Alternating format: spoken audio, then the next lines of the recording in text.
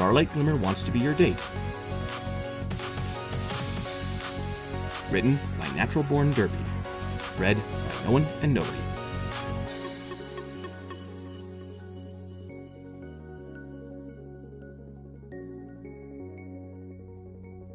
Greetings, Anthony. Starlight Glimmer said, once I'd opened the door to her. Glad to see that you're well. Within her aura, she held a scroll that she wouldn't look away from. With a quill, she added a checkmark to it. "Hey, Starlight," I replied, looking over her head. "Fluttershy's not with you, is she?" I have no idea where Fluttershy is right now. She turned to her list again. Nice weather we're having, isn't it? "I guess so. Sure. Although it's sunny here every day." She added another checkmark, muttering to herself. Introductions? Check. Small talk? Check. Ask the big question? Uncheck. Awkwardly, I scratched the back of my neck. "What's this all about, Starlight? That wouldn't happen to be another checklist Twilight made for you." Finally, she lowered her scroll to look at me. Actually, yes it is. I thought it would make things easier, but maybe I'll just cut to the chase. I'm here to ask you out on a date. Oh. I could already feel my heart sinking. Starlight nodded. Fluttershy might want inside your shirt, Anthony, but I want inside a completely different part of you. Oh? I gripped the door, preparing to slam it on her. I want inside your heart, Anthony. Oh. I released the door, wringing my hands together. As Starlight continued, her eyes glittered and her cheeks burned red. We could, I don't know, go for a walk, or get milkshakes in town, or spend the whole day at the beach, or even have a few drinks at the pub and play darts. There's loads of stuff we could... I held up a hand to halt her. "Listen, Starlight." She took another step towards me, causing my heart to twist. Yes? "I'm just not that into ponies." Starlight furrowed her brows. But you live with ponies. Millions of them, in fact. But that wasn't exactly my choice. When I was a teenager on Earth, I stuck a fork in an electrical outlet on a dare and wound up here. And for all I know, this might actually be some marshmallow-like purgatory I'm now trapped in. Starlight's ears flattened atop her head. So, you won't go out with me? Now my heart didn't just hurt, it felt on the verge of collapse. Believe me when I say this, it's not you. I just don't see ponies in a romantic light. Frantically, she went back to her scroll, as if it might give her some helpful tips. But I did everything on the list. I greeted you, we chatted about the weather, I even learned how to correctly pronounce that stupid human name of yours. Anthony? You think Anthony's a difficult name to pronounce? You're a talking pony named Starlight Glimmer. She huffed at that. Well, I just so happen to believe that Starlight Glimmer's a beautiful name. Rolls right off the tongue. Go ahead. Try it. Slowly. I did as I was told, as bluntly as I could. Starlight Glimmer. Again, she stared upwards at me, eyes twinkling. Yes, Anthony? Get off my lawn. That caused her to growl deep in her throat. She might have only been half my height, but that didn't make the tiny mare any less menacing. I knew all too well about her checkered past. She took the time to straighten out her mane. Fine, Anthony. Be that way, like I care in the slightest. There's practically thousands of ponies that would kill to go on a date with me. As I started to shut the door on her, my right shin began to throb, which was odd because nothing had come in contact with it. Oh, wait, I thought. Oh, no. I glared down at Starlight. Did you just kick my shin? She avoided my eyes. I have no idea what you're talking about, Anthony. I was standing out here the whole time. I haven't moved an inch. Okay, I'll ask this differently. Did you go back in time just to kick me in the shin? Starlight scrunched her face up in mock disgust. As if I would dare to do something that reckless again. I know perfectly well not to mess around with time travel anymore. She sniffled. I mean, it's not like my heart has recently been shattered into 1,000 tiny pieces by some dumb jerk with an impossible-to-pronounce name. Slyly, she glanced back up at me. Unless you've changed your mind about our date? I groaned. No, Starlight, I haven't. Now my other shin hurt. Bad. I jumped up and down on the spot. Ah! Stop going back in time to kick me in the shins! I screamed. Hon, stop being so mean and denying yourself my love. You'll like it, I promise. I stopped hopping up and down. An idea just came to me. You do realize 2 can play this game, right? Starlight held up her head. Whatever do you mean?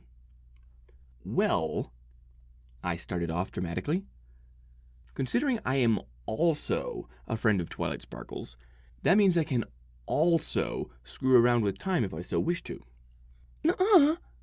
Starlight blurted childishly. You can't. But what's stopping me from just thinking about it? I closed my eyes and held my fingertips to my temples.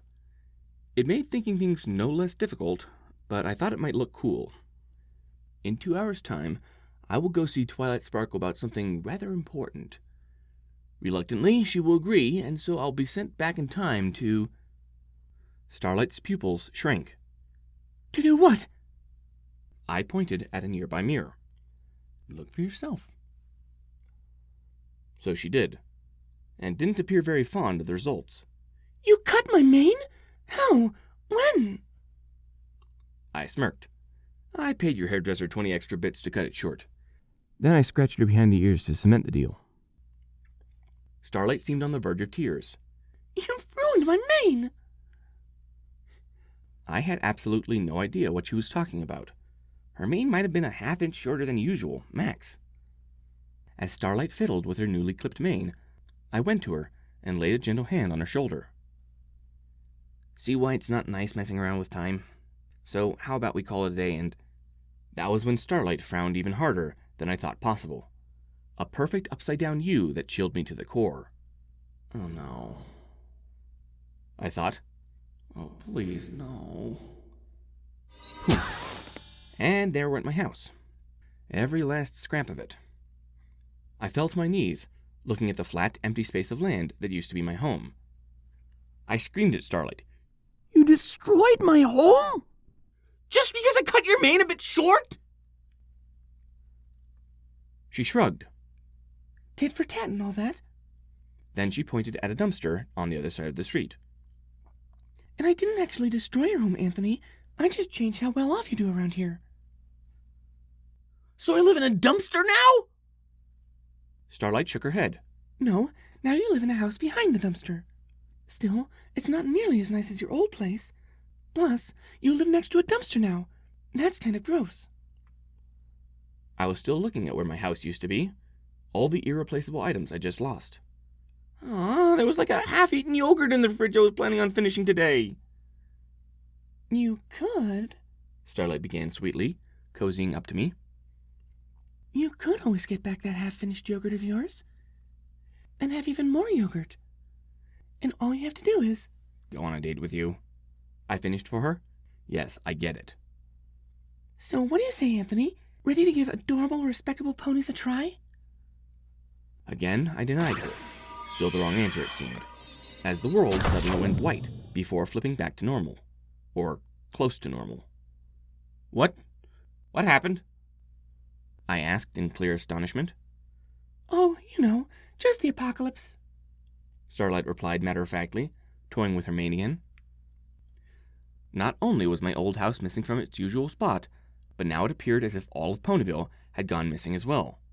All around us stood blackened and hollowed-out buildings and homes, litter and graffiti everything in sight. It was like some giant bomb had gone off at the very center of town, and no one had bothered cleaning up since. Starlight finally turned to me. This is 200 years from the moment you refused to go on a date with me. See the outcome of that silly decision of yours? Bet you wish now you picked differently, don't you? This just doesn't seem possible. Then I spotted another pony far in the distance. I yelled out to them. Hey, come over here. The pony came forward. A stallion in a tan trenchcoat and hood, armed to the teeth with dirt and blood-covered weapons. Instantly, I regretted calling him over. Until he spoke. Hey there, friends. The pony greeted us warmly. Care to do some bartering on this warm post-apocalyptic morning? I raised a brow. Actually, I was wondering if you could tell us what started all this mayhem. The stallion pulled down his hood with a smile. What started the Great Marble War? Isn't that a grand story? I felt Starlight pulling at my shirt. How about you don't ask him, okay? He could be dangerous. He could even be a raider that wants to eat your face. The stallion only chuckled at that. Oh, please, don't go confusing my kind with all those nasty raider ponies, miss. My kind don't even eat other ponies. I asked, casually, want to still tell us how all this started? Well, the stallion began again.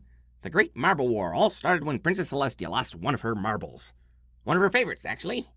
And when she asked her sister if she'd seen it, Luna said, "No, I haven't. Maybe ask Cadence." So Celestia did just that, and as it turns out... Cadence did have the marble? I ventured. No, she hadn't seen it either. So Cadence goes on to say, "Maybe you dropped it on the ground somewhere." And Celestia replies, "That's a good idea. I'll have a look around." I couldn't take it anymore. I shouted above the stallion. Does this stupid marble war have anything to do with some mare being turned down for a date 200 years ago? The stallion only looked at me curiously. Well, of course not, sir. That's just stupid. Please stop being so stupid around me. Being that stupid in the wasteland might get you killed. Or worse, it might get your face eaten off. And then you'll have the nickname Tasty Face. Just ask my friend Tasty Face. Although he won't be able to say much back, on account of having no face with which to speak with. I spun back to Starlight. Take me back home already. This is just sad. Another flash sparked me. Once again, we arrived somewhere new. Now where are we? I asked. Isn't it obvious? This is Ponyville Cemetery. It sure was. Grass and cracked headstones as far as the eye could see. Starlight strolled towards the back of the place, stopping beside one of the larger headstones. She went on to explain. This is your final resting place, Anthony. In the timeline where you never go on a date with me. My eyes instantly went to the year I would die. I was happy to see I still had quite a few years left, although that happiness died on the spot when I saw just how they'd misspell my name. Here lies Anonphony? May he rest in peace. Angrily, I dug my shoes into the ground. Anthony isn't even that hard of a name to spell. Holy crap! Every foal in Equestria can spell Owizodle, no problem. But no one can spell Anthony? I'm calling shenanigans on this. Starlight directed my attention to the writing below my name. He had an okay-ish life, all things considered. I grimaced after reading that. Whoever did the headstone carvings around this place needed a harsh talking to, or firing. That doesn't sound so bad, I admitted. What's wrong with okay? Starlight put one of her hooves in my hand. Let's see what the difference is when you do go on a date with me. More white, more teleportation. Before us stood the same headstone as a second ago. Same misspelled name and everything. Wait a minute. I scanned the year I wound up dying again.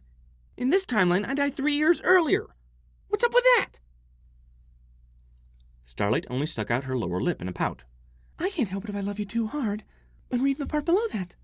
I did. It read, he had a pretty swell life, if you really think on it. I rolled my eyes. Great, so my life went from okay to swell, all because I went on a date. This isn't exactly riveting insight, Starlight. No? She asked hotly. Then I guess there's only one last option to try. One last time we teleported across time and space. And for one small, wonderful moment, I almost believed I was back inside my old home. Well, technically I was back in my old home, only it had changed. Like what we've done with the place? Starlight Glimmer asked, a dainty smile on her lips. I only had to look at some of the picture frames around the living room to understand just what she'd done. This was the future, perhaps only a few years at most. The future where I'd actually agreed to go on a date with her.